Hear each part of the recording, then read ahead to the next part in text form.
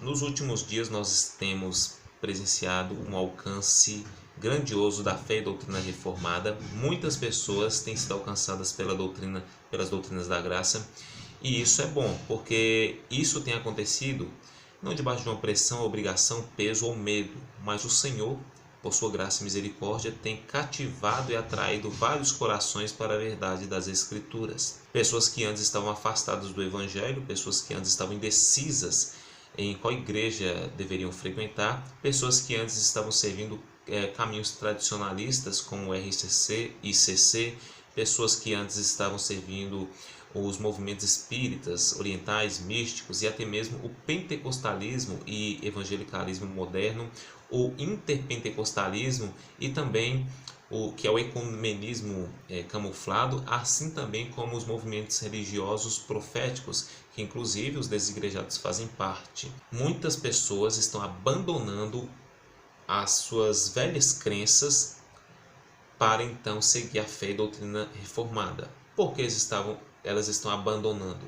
Porque não tem fundamento, não tem algo sólido e concreto, enquanto encontramos na doutrina e fé reformada, nas doutrinas da graça, algo muito coerente, racional, inteligente e consistente sendo explicado, mas que ao mesmo tempo é fervoroso, espiritual e temeroso, e tem como objetivo principal dar a Deus toda glória. Mas parece que muitas pessoas não estão satisfeitas, inclusive o próprio Silas, que demonstrou uma certa inquietação e preocupação e certo incômodo diante do alcance que a fé reformada tem tido e o sucesso que ela tem obtido diante da sua exposição.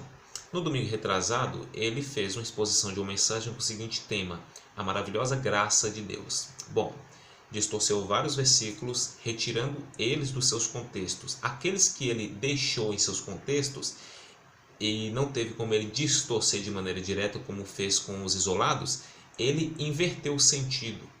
Deu a esses versículos um significado que eles não têm.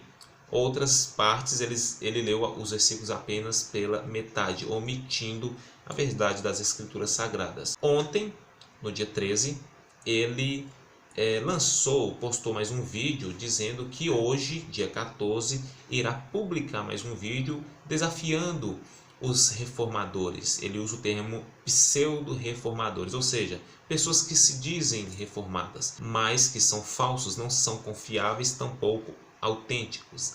Isso que ele quer dizer quando usa o termo pseudo-reformadores. Eu vou desafiar esses caras a refutarem os textos que eu vou colocar, mais de 60. O primeiro ponto que nós precisamos entender é que nós não estamos em uma guerra contra pessoas. A nossa luta não é contra carne nem o sangue, mas contra ideologias, falsas doutrinas. A nossa guerra é contra um falso evangelho sendo apresentado para a igreja. Então nós iremos lutar severamente para a verdade das Escrituras continuarem sendo expostas e assim cativar ainda mais pessoas à verdade da sã doutrina. Divulgue isso aí, mas vai ser quente.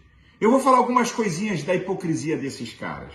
Ele pede para os inscritos do seu canal o seguinte: divulguem isso aí, ou seja, que hoje ele irá postar um vídeo com mais de 60 versículos confrontando os reformadores, confrontando os calvinistas da predestinação, segundo ele. Estas pessoas, elas pensam que estão confrontando o verdadeiro evangelho. Elas pensam que estão afligindo e estão torturando de alguma forma o verdadeiro evangelho. Muito pelo contrário, elas estão contribuindo ainda mais com o avanço do reino, com a verdade escriturística. Olha o que o apóstolo Paulo escreveu à igreja de Corinto, aos Coríntios, a primeira carta, capítulo 11. O cenário é da ceia, mas o apóstolo Paulo ele diz algo que pode ser aplicado em todas as situações que envolvem o corpo de Cristo. Vai dizer, versículo 19 do capítulo 11: pois é necessário que haja divergências entre vocês, para que sejam conhecidos quais dentre vocês são aprovados. E é o que está acontecendo hoje. Existem muitas divergências entre igrejas e igrejas, doutrinas e doutrinas, ensinos e ensinos. Mas nós só iremos saber quais delas são aprovadas, quem são os verdadeiros ministros, a partir do momento que observarmos segundo as Escrituras Sagradas. Nós iremos observar a mensagem destes homens. Se eles forem fiéis às Escrituras, é um sinal de que ele está falando e propagando a verdade. Caso estes homens estejam faltosos com relação à verdade das Escrituras, significa que ele está reprovado pela própria Escritura Sagrada. Primeira epístola do apóstolo João, capítulo 2, versículo 19. Eles saíram do nosso meio, mas na realidade não eram dos nossos, pois se fossem dos nossos, teriam permanecido conosco. O fato de terem saído mostra que nenhum deles era dos nossos. E o versículo anterior, o apóstolo João, ele caracteriza estas pessoas como que estavam conosco, mas saíram do nosso meio, como anticristos, tipos de anticristos, pessoas que deturpam a verdade das Escrituras e distorcem, suprimem o Santo Evangelho. Existem dois meios de saírem do nosso meio. O primeiro é se apostatarem totalmente, literalmente saírem do nosso meio. O segundo é estando ainda com a pele da ovelha, camuflados, mas pregando uma falsa doutrina. Então, existem pessoas que, entre aspas, estão conosco, mas já saíram do nosso meio. Isto é, estão se apresentando como cristãos, mas já não pregam a sã doutrina. E por essa razão existem divergências, mas as Escrituras Sagradas dizem, é necessário que hajam divergências, pois desta forma saberão quem entre vocês são aprovados. E o que eu quero dizer com isso?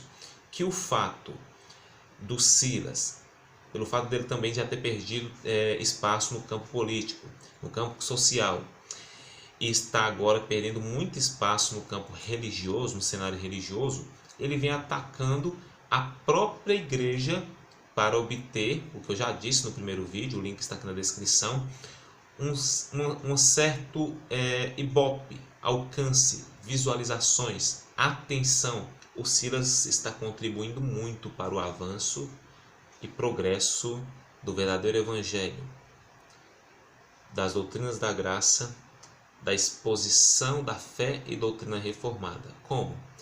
À medida que ele expõe seus textos isolados, distorcidos e invertidos, é uma rica oportunidade para todos nós mostrarmos a verdade das Escrituras, o que de fato a sã doutrina tem a dizer.